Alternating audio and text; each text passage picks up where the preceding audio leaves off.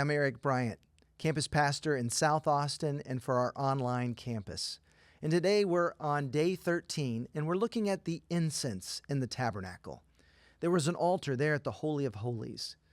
And so you can imagine as you entered into the tabernacle, you could smell that familiar smell, that incense that represented God's presence.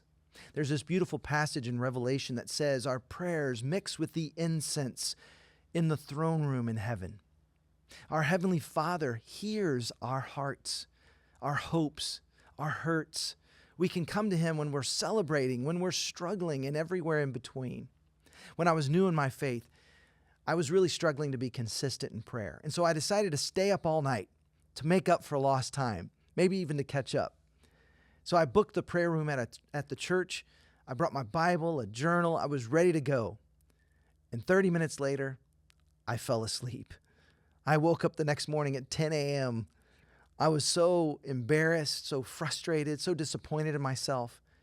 And that's when I had this thought. Don't try to hit a home run. Just hit singles. I think it was God speaking to me in a baseball analogy.